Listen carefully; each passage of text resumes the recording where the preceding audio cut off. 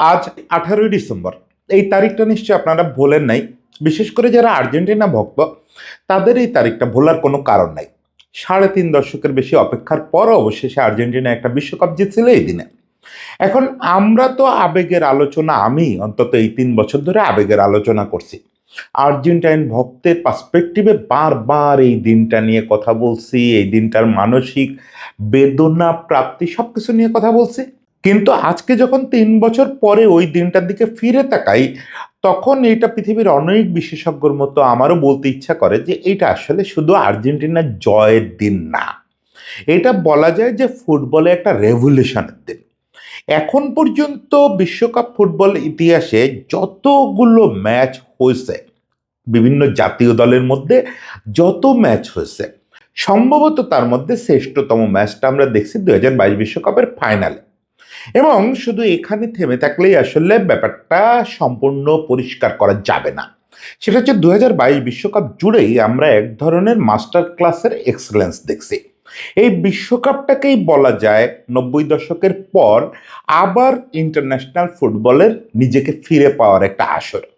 সেটা কেন, কিভাবে ঘটলো, এবং ফাইনালি ওই ফাইনাল ম্যাচটা কিভাবে এসে সব কিছুর পিনাকলে একদম শীর্ষবিন্দুতে মিলিত হলো, এই জিনিসটা আজকে একটু আলাপ করব যে কেন 2000 বিশ্বকাপ এবং 2000 বিশ্বকাপ ফাইনাল সর্বকালের সেরা হয়ে রইল, সেই আলাপটা আজকে একটু করব। আমি শুরুতেই আমার গতকালকের একটা ভিডিওর জন্য একটু ক্ষমা চাই। আমাকে অনেকেই এটা নিয়ে মন্দ বলছেন, আমি একদম হাত জোড় করে ক্ষমা চাই।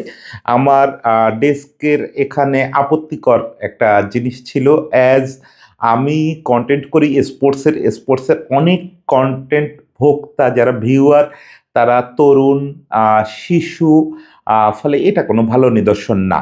আমার ব্যক্তিগত জীবনে কোনো বদভ্যাস থাকলে সেটাও আমার কোনোভাবে উচিত হয়নি এভাবে ক্যামেরার সামনে রাখা। আসলে আমি নানা কারণে সব কিছু খেয়াল করতে পারি না। আর আমার ওইভাবে আপনারা অনেকে লিখছেন যে আমার ক্যামেরাম্যানের দোষ বা এডিটিংয়ের দোষ। আমার কন্টেন্ট আমি নিজেই ক্যামেরা সেট আপ করে নিজে কথা বলি, নিজে এডিট করি।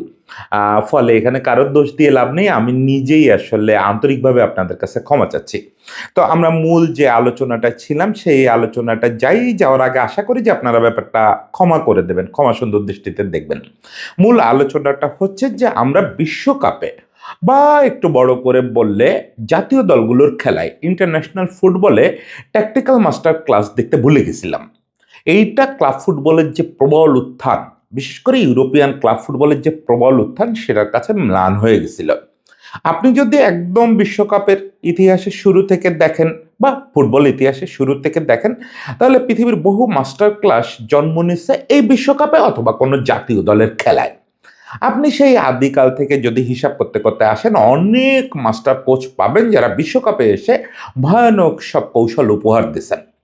একেবারে রিসেন্টলি আমরা দেখছি মারিও জাগালো থেকে শুরু করে বেকেন বাওয়ার বা আরিগো সাচ্চি কি অসাধারণ সব ট্যাকটিক্স উপহার দিচ্ছেন বিশ্বরে। কিন্তু সেই জিনিসটা 94-এ সাচ্চির পরে আমরা আর কারো কাছ থেকে খুব নতুন কিছু দেখি নাই। জাগালো যখন দেখালেন যে 5 জন মিডফিল্ডার নিয়ে খেলা যায়, ওরে বাবা বাবা বাবা, সেটা ক্লাবগুলো তখনও কল্পনা করতে পারে না, কল্পনাই করতে পারে না। সেই জিনিসটি উনি বিশ্বকাপে করে দেখালেন এবং বিশ্বকাপ জিতলেনও। 5টা মিডফিল্ডার একসঙ্গে নামায় দিলেন এবং 5টা মিডফিল্ডার কিভাবে পরস্পরে ওভারল্যাপ করবে, কিভাবে পরস্পরের জায়গা নিবে, অবিশ্বাস্য ট্যাকটিক্স ছিল। আজও পর্যন্ত ওইটা রেপ্লিকেট করা একটা অবিশ্বাস্য কাজ। আবার সাচ্চিও এরকম কাজ করছেন। কিন্তু 94-এর পর থেকে আপনি দেখবেন এই 2022-এর আগ পর্যন্ত নতুন কোনো কৌশল তো দূরে থাক, একটু ঝুঁকিপূর্ণ কৌশলও আপনি বিশ্বকাপে আর দেখবেন না। সেটা কেন দেখবেন না, এটা নিয়ে বহুত আলোচনা হয়েছে, আমি নিজেও অনেকবার বলছি, আপনারা আশা করি অলরেডি এটা বোঝেন। সেটা হচ্ছে যে আর জাতীয় দলগুলোর হাতে ওই সময়টা নাই। জাতীয় দলগুলো এখন এমন, জাতীয় দলগুলোর খেলোয়াড়রা ক্লাবে এত বেশি ব্যস্ত, বছরে 3 মাসের ছুটি পায়, তার ভিতরে 1 মাস আবার প্রিসিজন করতে হয়, মানে 2 মাসের ছুটি পায়। এই 2 মাস তো জাতীয় দল চাইলেও তার ওই ছুটি থেকে কেড়ে এনে তারা ক্যাম্প করাইতে পারবে না। ফলে জাতীয় দলের খেলোয়াড়রা কখন আসলে একত্রিত হয়, কোনো একটা টুর্নামেন্টের 1 সপ্তাহ 2 সপ্তাহ আগে, বিশ্বকাপ হইলে হয়তো 15 দিন 1 মাস আগে। এইটুক সময়ে কি আপনি কোনো ঝুঁকিপূর্ণ কৌশল তাদেরকে শেখাইতে যাবেন? যাবেন না। বা একাধিক কৌশল, যেটা ইউরোপিয়ান ক্লাবগুলো করে। আপনি ধরেন দেখবেন ক্লপ, গার্দিওলা বা স্লট একই ম্যাচে 2-3 ধরনের ট্যাকটিক্স ইউজ করতেছে। কারণ কি? কারণ হচ্ছে সে প্র্যাকটিস ডেগুলোতে 25 ধরনের ট্যাকটিক্স ইউজ করে আসে। ফলে খেলোয়াড়রা ওটারে ঘাবড়ে যায় না। তাদের পারস্পরিক ওই বোঝাপড়াটা আছে, কোন ট্যাকটিক্সে গেলে কোন জায়গায় কে খেললে। এর মাঝে বার্সেলোনায় কোন এক ডিফেন্ডারকে স্ট্রাইকার হিসাবে খেলায় দিয়েছে ফ্লিক। কি হয়েছে? সে নামে বরং গোল করে আসছে। এটা তারা অভ্যস্ত, দিনের পর দিন প্র্যাকটিসে এসব করতেছে। আপনার কাছে যেগুলো আজগুবি মনে হবে সেগুলো আসলে তারা বহুবার করে আসছে, বহুবার করে আসছে। এখন ওই জিনিসটা তো জাতীয় দলে করার কোনো সুযোগই নাই। আরও একটা জিনিস হচ্ছে, জাতীয় দলগুলো খেলে তো খুব মানে টাইট শিডিউলের খেলা, ওই জায়গায় একটা দুটো ম্যাচ পা হওয়ার সুযোগ নাই। ফলে কোচরা যদিও বা একটু ঝুঁকি নিতে পারতো, তারা ঝুঁকির ধারে কাছে যায় না। তারা দেখে ওই প্লেন 4-4-2 খেলে যাও, অ্যাটাক করো, না হলে ডিফেন্স করো, মানে তোড়বড়ি খাড়া ফুটবল খেলে জয় নিয়ে বেরোয় আসো। ঝুঁকি নিতে গিয়ে যদি গোল খেয়ে যায় তাইলে কে জবাব দিবে? এই জিনিসটা আমাদের একটা বোরিং ইন্টারন্যাশনাল ফুটবলের মধ্যে ঠেলে দিল।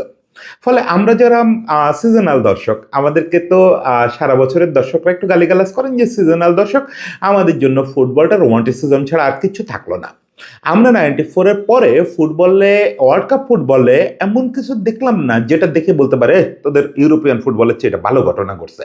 একেবারে কিচ্ছু না, ম্যাড় মেরে। ওয়ার্ল্ড কাপ মানেই হলো ফুটবলই অর্থে একটা ম্যাড় মেরে জিনিস। এটাই প্রতিষ্ঠিত হয়ে যাচ্ছিল যে ওয়ার্ল্ড কাপে কোনো খেলা হবে না, ওয়ার্ল্ড কাপে শুধু ভালো দল জিতবে, দুই একটা আপসেট ঘটবে এবং খুব ম্যাড় মেরে খেলা হবে, খুব ম্যাড় মেরে খেলা হবে। শেষ পর্যন্ত ফাইনালে গিয়ে একতরফা ম্যাচে একটা দল জিতে ট্রফি নিয়ে উল্লাস করবে। এই তো ক্লাব ফুটবল দর্শকরা এভাবেই দেখতেন না? আসলেও তো তাই। কিন্তু 2022 সাল এই জিনিসটা চমকায় দিল। তার আগে অবশ্য আপনাদের একটু ক্লারিফিকেশন দেওয়া দরকার। আপনারা বলতে পারেন যে 2010 সালে ডেলবস্ক যেটা করছেন বা 2014 সালে জোয়াকিম লো জার্মানি নিয়ে যেটা করছেন সেটাকে প্রশংসা করা উচিত, ট্যাকটিক্যাল মাস্টার ক্লাস হিসাবে দেখা উচিত, মাস্টার ক্লাস হিসাবে আমি দেখতে পারি। কিন্তু ওখানে ঝুঁকিরও কিছু ছিল না, নতুনত্বও কিছু ছিল না। মূলত দুজনই পেপ গার্দিওলারে কপি করছেন। 2010-এ ডেলবস্ক বার্সেলোনা টিমটার কপি করছেন স্পেনে। বার্সেলোনাতে পেপ গার্দিওলা যা যা করতো উনিও বহু তাই তাই স্পেনেই করছেন। ওই পজিশনাল ফুটবল, ওই টিকি টাকা এবং ওই বোরিং, মানে বরং গার্দিওলার চেয়ে উনি পিছিয়ে ছিলেন। গার্দিওলার ওই টিম গোল করতে পারতো, ওনার টিম গোল করতে পারতো না। উনি গোল না করেই একটা বিশ্বকাপ জিতাইছেন একটা দলরে, মানে 1-0 এই হচ্ছে অবস্থা ছিল। আবার 2014-তে আপনি যখন দেখেন জোয়াকিম লো ওই যে একটা হাইব্রিড ফুটবল নিয়ে আসলো, যেখানে ফিলিপ লাম মিডফিল্ডার হয়ে গেল, হাই প্রেসিং মানে গেগেন প্রেসিং এর এখন যে ভার্সনটা ক্লপ খেলাচ্ছিলেন তার আগের ভার্সনটা বলতে পারেন আপনি, সেটার সঙ্গে একেবারে বক্সের কাছে গিয়ে আবার টিকি টাকা, খুব জোরের টিকি টাকা, খুব দ্রুত পাসের টিকি টাকা। তো এটা যে করলেন, এটা নতুন কিছু ছিল না, এটা বায়ার্নে তখন গার্দিওলা করতেছেন এবং যাদের নিয়ে করতেছেন ওই সেট আপটাই লো জার্মানিতে পাইছে। মানে লামকে যে মিডফিল্ডার হিসাবে ইম্প্রোভাইজ করা যায় এই জিনিসটা তো করতেছে বায়ার্নে, তখন পেপ করতেছে। ফলে নতুনত্ব কিছু নাই। 2022 সালটা এখানে আমাদের চমকায় দিল একেবারে ফ্রম ফার্স্ট রাউন্ড। আপনি যদি আর্জেন্টিনার প্রথম ম্যাচটা দেখেন, আর্জেন্টিনা তো পরে স্কালোনি মাস্টার ক্লাস দিয়ে সবাই উড়াই দিছে। স্কালোনি প্রথম ম্যাচে মাস্টার ক্লাসে ছোট্ট একটা দলের বিপক্ষে উড়ে গেছিল, সৌদি আরব। হার্বে রেনাল্ড খুব নাম করা কোনো কোচ না, কিন্তু খুব ঝুঁকিপূর্ণ একটা কাজ করলেন। কি করলেন? সৌদি আরবের খেলোয়াড়দের দিয়ে হাইল্যান্ড ডিফেন্স করাইলেন এবং অফসাইড ট্র্যাপ তৈরি করাইলেন। এই জিনিসটা নতুন কিছু না, কিন্তু ইউরোপেও তো জিনিসটা খুব বেশিকাল অত জনপ্রিয় হয় নাই। হাইল্যান্ড ডিফেন্স, অফসাইড ট্র্যাপ বহু আগের ঘটনা, সেই 60-এর দশক 70-এর দশকের থেকে। কিন্তু এখন যেভাবে দেখানো হয়, এখন যেভাবে এক্সিকিউট করা হয় সিনক্রোনাইজড একটা ওয়েতে, হাইল্যান্ড ডিফেন্স মানে নিজের অংশে প্রায়টা ফাঁকা রাখা, এই যে ঝুঁকি, এই ঝুঁকি ইন্টারন্যাশনাল ফুটবলে কোনো কোচ নিতে চায় না। কিন্তু রেনাল্ড এই কাজটা করলেন। রেনাল্ড আসলেই আর্জেন্টিনারে ধরায় দিলেন। আর্জেন্টিনা বোধহয় 6টা গোল অফসাইড ট্র্যাপে পড়লো। কি বিভৎস ব্যাপার! আর্জেন্টিনার মতো দলরে ধসায় দিলেন এবং হাইল্যান্ড ডিফেন্স করলেন। আমরা দেখলাম একটা ট্যাকটিক্যাল মাস্টার ক্লাস। নতুনত্বের কথা বলতেছি না, কিন্তু বিশ্বকাপের মতো জায়গায় ছোট একটা দল নিয়ে দারুণ এক্সপেরিমেন্ট। জাপানের কোচ, এই ভদ্রলোক তো চমকায় দিলেন। জাপানের কোচ যে একটা ফুটবল নিয়ে আবির্ভূত হলেন, এটাই ইতালির সেই 60-এর দশক 70-এর দশকের ফুটবলের কথা আমাদের মনে করায় দিল। ভদ্রলোকের নাম হচ্ছে হাজিমে মোরিয়াসু। আমার উচ্চারণ করতে কষ্ট হয়, জাপানি নাম তো। এই ভদ্রলোক স্পেন এবং জার্মানিকে হারায় দিলেন। এখন সেটা কি? স্পেন এবং জার্মানিকে ডমিনেট করে জিতলেন? মোটেও না। আপনি একটু মনে করে দেখেন, স্পেনের বিপক্ষে জাপানের বল পজিশন ছিল 14%, মাত্র 14%। একটা দল যদি মাঠে নাও খেলে তাও 14% বল তাদের পায়ে যায়, এমনি যাবে। মানে ভাই আমি তো গোল কিক যখন নিব তখন তো তোদের পায়ে যাবে একটু সময়ের জন্য, তখন তো তাতেও তো 14% হয়ে যায়। জাপান ওইটুকু বল পজিশন নিল, বল পজিশন নিয়ে পিছায় পড়লো ফার্স্ট হাফে, তাও তাদের মধ্যে কোনো হেলদোল নাই। তারা ওই পাঁচিল দানায় দাঁড়ায় আছে, খেলতেই চাচ্ছে না মনে হচ্ছে। সেকেন্ড হাফে হুট করে 4টা ফরওয়ার্ড নামায় দিল ভয়ানক স্পিডি। 4টা ফরওয়ার্ড গিয়ে অল্প একটু সময়ের জন্য ভয়ানক অ্যাটাক করে 2টো গোল বের করে নিয়ে আসলো। ঠিক একই ট্যাকটিক্স জার্মানির বিপক্ষে, পুরোটা সময় নিজের হাফ আটকায় রাখবো, আটকায় রেখে এটারে কিন্তু আবার আপনি বাস পার্কিং এর সঙ্গে তুলনা করতে পারবেন না, যেটা হোসে মরিনো চেলসিতে করতো। হোসে মরিনো ওই সময় যে সময় বাস পার্ক করতো, ওই at a time say counter অ্যাটাকের জন্য প্রস্তুত থাকতো। কিন্তু এই ভদ্রলোক, জাপানি ভদ্রলোক দেখাইলেন যে না, কাউন্টার অ্যাটাকের সময় করবো না, ফার্স্ট হাফে চোখ বুঝে থাকবো, আমি সেকেন্ড হাফে গিয়ে হঠাৎ একটা অ্যাটাক করবো, হঠাৎ 3টা অ্যাটাক করবো, 2টাতে গোল হয়ে যাবে। এবং এই যে কৌশলটা, এই কৌশলটা ভালো কৌশল আমি বলতেছি না, কিন্তু এইটস দ্য ট্যাকটিক্স। এই ট্যাকটিক্সটা আমরা দেখলাম, মুগ্ধ হলাম। মুগ্ধ হয়ে দেখলাম যে তারা জার্মানি এবং স্পেনের মতো 2টা দলরে হারায় দিল বিশ্বকাপে। কি ভয়ঙ্কর ব্যাপার। এরপর তো আসলে আরো অনেকের কথা বলা যায়। ফনগাল যেভাবে আর্জেন্টিনার বিপক্ষে ওই হঠাৎ করে লং বল দিয়ে খেলার একটা কৌশল নিলেন ম্যাচের মধ্যে 2-0 পিছায় পড়ে, সেটাও দুর্দান্ত ছিল। আমি বলবো যে এই বিশ্বকাপটা যে কোনো, বিশেষ করে 90 দশকের পর যে কোনো বিশ্বকাপের চেয়ে অনেক বেশি মাস্টার ক্লাসের বিশ্বকাপ ছিল। সেটা পিনাকলটা, মানে ওই যে এভারেস্টটা আমরা দেখলাম হচ্ছে এই 18 তারিখে, 18 ডিসেম্বরে লুসাইলের ফাইনালে। দেখেন এর আগে এই 2022 বিশ্বকাপ ফাইনালের আগে আপনি যদি বিশ্বকাপের সর্বকালের সেরা 3-4টা ম্যাচের র্যাঙ্কিং করেন, তাহলে তার মধ্যে ফাইনালের ম্যাচ বরং কম পাবেন। সবচেয়ে বড় match, match of the century বলা হয় বিশ্বকাপ ইতিহাসে 1970-এর সেমিফাইনাল ইতালি ভার্সেস জার্মানি। এই ম্যাচটা 1-1 ড্র ছিল 90 মিনিটে। শেষ পর্যন্ত এই ম্যাচে 7 গোল হয়েছে, তার মানে 5 গোল হয়েছে অতিরিক্ত 30 মিনিটে। বুঝেন কি বিস্ময়কর অবস্থা। এই ম্যাচেই ইনফ্যাক্ট বেকেনবাওয়ার তার ভাঙা কাঁধ নিয়েও যে ফুটবলটা খেলছিলেন, এটা অবিশ্বাস্য ছিল, অবিশ্বাস্য ছিল। ওটাকে ম্যাচ অফ দ্য সেঞ্চুরি বলা হয়। এরপর আর্জেন্টিনা জার্মানি ফাইনাল বা হাঙ্গেরি জার্মানি ফাইনাল, এগুলোকে খুব বড় ম্যাচ বলা হয়। এগুলো সবই মূলত হচ্ছে ড্রামার জন্য, মূলত ওই যে নাটকীয়তা হয়েছে, কামব্যাক, আবার কামব্যাক, পাল্টা কামব্যাক, এইগুলোর জন্য, আক্রমণ পাল্টা আক্রমণ। কিন্তু আপনি যদি আর্জেন্টিনা ফ্রান্স ফাইনালটার দিকে তাকান, এটা শুধু কামব্যাকের গল্প না, শুধু কামব্যাকের গল্প না, কামব্যাকের গল্প তো বটেই, তার চেয়ে অনেক বেশি ট্যাকটিক্যাল মাস্টার ক্লাসের গল্প।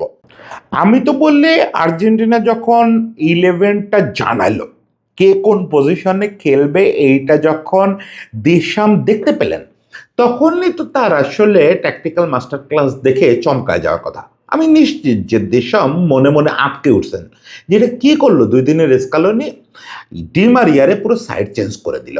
ডিমারিয়া এক পাশ উইং থেকে আরেক উইংয়ে চলে আসলো। কেন? কারণ হচ্ছে ওই উইংয়ে, ওই লেফট উইংয়ে হচ্ছে কুন্ডে। কুন্ডে ফ্রান্সের আক্রমণের একটা অন্যতম উৎস, এবং একই সঙ্গে সে বল ডিফেন্সিভ ওয়ার্কেও সে ভয়ানক। মানে ফ্রান্স মিডফিল্ডের যে মেশিন, এটার একটা অন্যতম ভরসা হচ্ছে লেফট সাইডে কুন্ডে। এখন কুন্ডেকে নিষ্ক্রিয় করার উপায় কি? আপনি ওই লেফট সাইডে ডিফেন্ডার বাড়াবেন বা অন্য কিছু করবেন না, স্কালোনি সোজাসুজি এখানে ডিমারিয়ারে বসায় দিল। ডিমারিয়ার পেস ওই বয়সেও যে নারকীয়, কুন্ডে আসলে ডিমারিয়ারে ঠেকাইতেই পুরোটা সময় ব্যস্ত থাকলো যতক্ষণ ডিমারিয়া মাঠে থাকলো। ফলে প্রথমত তাদের কুন্ডেকে নিষ্ক্রিয় করা গেল, এটা একদম লাইন আপেই চেঞ্জ করে সে করে ফেললো। দ্বিতীয় আর একটা কাজ, এই জায়গাটা আমি একটু ফুটবল হয়েও একটা ভাব নিতে না ছাড়ি, সেটা হচ্ছে ফাইনালের আগের দিন আমি ফেসবুকে লিখতেছিলাম যে এমবাপ্পেরে ঠেকানোর চেষ্টা করাচ্ছে বোকামি এই পৃথিবীতে আর নাই। এমবাপ্পেরে আপনি কিভাবে ঠেকাবেন? আপনি হাইল্যান্ড ডিফেন্স করে ঠেকাবেন, ও ট্রাপ ভেদ করে চলে যাবে। যদিও পরে হ্যান্সি ফ্লিক দেখাইছেন যে এমবাপ্পেরে হাইল্যান্ড ডিফেন্স করে ঠেকানো যায়, তখন আমার ধারণা ছিল যে এটা সম্ভব না। আপনি ব্লক করে পারবেন না, জোনাল মার্কিং করে পারবেন না, ম্যান মার্কিং করে পারবেন না, কোনো কিছু তো ওর সঙ্গে পারবেন না। ওর যে পেস, একমাত্র উসাইন বোল্টরে এনে দাঁড় করাইলে হয়তো বা ওরে থামানো সম্ভব, এছাড়া সম্ভবই না। তাহলে উপায় কি? উপায় হচ্ছে ওর দুর্বলতাটা কি? ওর দুর্বলতা, ও তো মেসি নেইমার না, ও নিচে গিয়ে বল নিয়ে নিজে প্লেমেক করে নিজে গোলের দিকে যাইতে পারবে না। এবং ওইখানে একটা মজার ব্যাপার গত বিশ্বকাপে ছিল, আপনাদের খেয়াল আছে কিনা, এমবাপ্পে আর হচ্ছে ডেম্বেলে, এই দুজনের মধ্যে যে কোনো কারণে হোক দেয়া নেয়াটা খুব কম ছিল।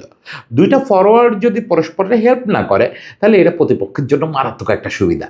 সেক্ষেত্রে আসলে আপনি যদি সোর্স লাইন কেটে দিতে পারেন তাহলে এমবাপ্পে এবং দেম্বেলে দুজনই অসহায়ের মতো দাঁড়ায় থাকবে। সেই সোর্স লাইনটা কি? সেই সোর্স লাইনটা হচ্ছে মূলত আন্তোনিও গ্রিজম্যান। গ্রিজম্যানরে যদি আপনি আটকায় রাখতে পারেন তাহলে আসলে আপনি আর সামনে বল যাবেন না। ওটাই আমি ফেসবুকে লিখছিলাম যে স্কালোনির আজকে একমাত্র কাজ হচ্ছে আসলে গ্রিজম্যানের প্রয়োজনে 5 জন দিয়ে আটকায় রাখা, গ্রিজম্যান যাতে সামনে বল দিতে না পারে। গ্রিজম্যানকে সামলানোর দায়িত্ব দেওয়া হলো হচ্ছে ম্যাকঅ্যালিস্টারকে। ম্যাকঅ্যালিস্টারে বলা হলো যে তুমি ইয়ের কথা ভুলে যাও, ক্রিয়েটিভিটির কথা আজকের মতো ভুলে যাও, ওইটা অন্যভাবে আমরা মেকআপ করব। তোমার কাজ হচ্ছে গ্রিজম্যানের সঙ্গে ছায়ার মতো হয়ে থাকা, গ্রিজম্যান যেন কোনো বল রিসিভই করতে না পারে বা রিসিভ করলেও ডিস্ট্রিবিউট করতে না পারে, তুমি ওর কাছ থেকে নিয়ে ওখান থেকে ডিস্ট্রিবিউশন শুরু করবা। ওদিকে এর সামনে জিরু, জিরু হয়তো চাইলে গ্রিজম্যানের ওই যে গ্রিজম্যান ব্লক হয়ে আছে ওই জায়গাটা প্লে করতে পারত, জিরুরে আটকায় রাখলো রোমেরো আর ওটামেন্ডি, মানে আরও একটা পাইপলাইন কেটে গেল।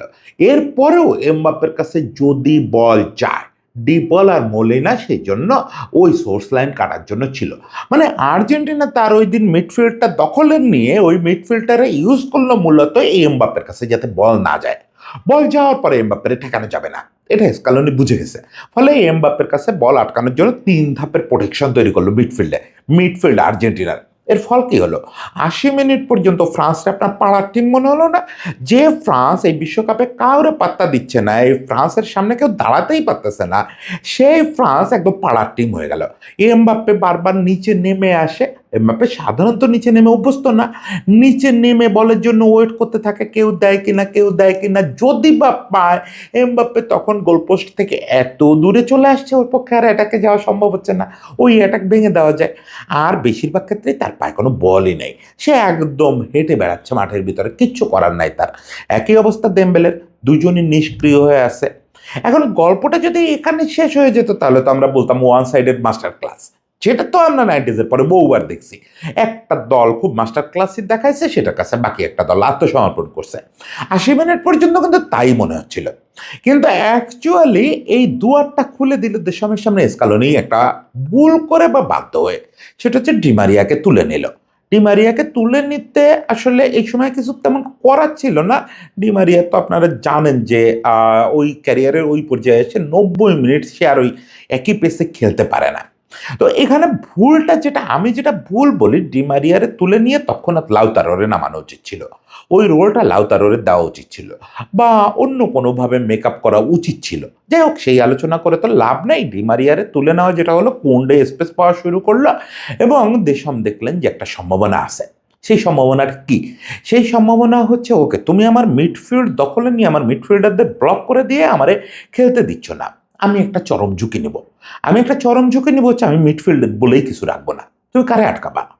আমার টার্গেট যদি হয় তোমার অমুকরে মারা, আমি সেই লোকরে যদি তোমার আগে মারে দিই তাহলে তুমি কারে মারবা? তখন তোমার আর্মস দিয়ে তুমি কি করবা? মানে কি ভয়ানক একটা কৌশল। উনি গ্রিজম্যানরে তুলে নিলেন, জিরুরে তুলে নিলেন, দেম্বেলেরে তুলে নিলেন, যা ওট। এবার উনি এক গাদা ফরওয়ার্ড নামায় দিলেন, নো মিডফিল্ডার, সরাসরি অ্যাটাক করো, একদম ডিফেন্স লাইন থেকে উইং হয়ে বল আক্রমণে চলে যাবে। একবার বল আক্রমণে চলে গেলে 4টা ফরওয়ার্ড তুই কারে রেখে কারে মার্ক করবি? আর্জেন্টাইনরা খেয়েই হারায় ফেললো। এক তো ডিমারিয়া নাই, কুন্ডেরে আটকানো যাচ্ছে না, ফলে দুই পাশ থেকে সমানে বল উঠতেছে, মুহূর্তের মধ্যে ফল পাওয়া গেল, এমবাপ্পে একটা ফাউল পেয়ে গেল, পেনাল্টি হলো। তারপরে আবার এমবাপ্পে একটা নারকীয় ভলি করলো। ভাই, ভলি করার জন্য বলটা তো ওইখানে যাইতে হতো, এর আগে ওই সিচুয়েশনই তৈরি হয় নাই, ওই সিচুয়েশন দেশম তৈরি করে দিছে। মুহূর্তের মধ্যে 2-2, শেষ পর্যন্ত 90 মিনিট 2-2 গেল। দেখেন, 90 মিনিটের পরের খেলাটা আমি বলবো যে এইটা আর মাস্টার ক্লাসে দিয়ে ব্যাখ্যা করা যাবে না। আমার ধারণা 2 কোচ তখন খেলা দেখছে, কি একটা ক্রেজি ফুটবল যে হয়েছে 90 মিনিটের পরে, মানে নির্ধারিত সময়ের পর 90 মিনিটের পর সঙ্গে তো এক্সট্রা টাইম ছিল। এরপরে আসলে ক্রেজি ফুটবল হয়েছে, দুই দলের খেলোয়াড়রা সবাই প্রতিপক্ষের পোস্টের কাছে ছিল। এ সময় আর দেশম স্কালোনি বরং আমার ধারণা যদি সুযোগ পায় পরস্পরকে বলতো যে ভাই কি করলাম এই এতক্ষণ ধরে মাস্টার ক্লাসই করে, এখন তো ওরা ওদের মতো খেলতেছে। আসলে তাই হয়, এইরকম ডু অর ডাই সিচুয়েশনে একসময় কোচের কন্ট্রোল শেষ হয়ে যায়। ফলে ওই সময় যা যা হয়েছে একদম ক্রেজিনেস, একদম ক্রেজিনেস। ওই যে মেসির একটা রিবাউন্ড বলে গোল, বিস্ময়কর, মনে হলো যে গল্প শেষ। আবার একটু পরে এমবাপ্পে পেনাল্টি পেয়ে গেল, আবার 3-3, মাই গুডনেস। এবং শেষ পর্যন্ত ওই দিবুর ওই সেভ, ওরে সর্বনাশ, ওরে সর্বনাশ। আরেকবার ওই গল্প আমি করতে রাজি না ভাই, ওই গল্প করলে আমার মানে বুকের দকপকানি বাড়ে যায়, আবার সারা রাত ঘুমাইতে খুব কষ্ট হয়। দিবু কেমনে যে ওই নিজের শরীর দীর্ঘ করে 4 হাত পা চারদিকে ছড়ায় দিল বা কি হইলো ব্যাপারটা আজও পর্যন্ত তো কেউ বলতে পারে না। দিবু মার্টিনেজই ঠিক মতো বলতে পারে না যে ওই শটটা কেমনে সেভ করছে। যাই হোক, এইসব ক্রেজিনেসের শেষ পরিণতি হলো হচ্ছে পেনাল্টিতে আর্জেন্টিনা বিশ্বকাপটা জিতলো। এটা আর্জেন্টিনার জন্য, আমাদের জন্য ঐতিহাসিক একটা ব্যাপার, ঐতিহাসিক আনন্দের ব্যাপার। কিন্তু আমি মনে করি ফুটবল ভক্তদের জন্য এটা ঐতিহাসিক একটা দর্শনীয় ব্যাপার হয়ে থাকবে, আর্জেন্টিনা ভক্ত না যারা তাদের জন্য। সেটা হচ্ছে আমি এটা আগামী 2-1 দিনের চেষ্টা করবো আলোচনা করতে। ইন্টারন্যাশনাল ফুটবলে একটা রেভুলেশন আসতেছে, সেটা আমরা খুব দ্রুত দেখতে পাবো। দেখবেন আগামী বিশ্বকাপে দেখব, তারপরে আগামী কয়েকটা বিশ্বকাপ জুড়ে এই উত্থানটা দেখব। ক্লাব ফুটবলের যে রেভুলেশনটা আপনারা দেখছেন, ক্লাব ফুটবলের চেয়ে ইন্টারন্যাশনাল ফুটবল গুণে মানে অনেক পিছিয়ে গেছিলো, এই জিনিসটা আগামী কয়েকটা বিশ্বকাপ জুড়ে দেখবেন অনেক বাড়তেছে, অনেক বাড়তেছে। সেটার পিছনে আরও কিছু জিনিসের প্রভাব আছে, সেগুলো নিয়ে যদি সম্ভব হয় আলোচনা করব। সেটা শুরুটাই 2022 বিশ্বকাপে হলো। 2022 বিশ্বকাপ আসলে বলা যায় ইন্টারন্যাশনাল ফুটবলের একটা প্রত্যাবর্তন হলো, আর তার শ্রেষ্ঠতম রূপটা দেখা গেল ফাইনালে। সেই দিনটাকে স্মরণে না রেখে পারা যায়? এই দিনটা তো রীতিমতো ফুটবল দিবস হিসাবে পালন করা উচিত। সবাইকে ফুটবল দিবসের শুভেচ্ছা, সবাই ভালো থাকবেন।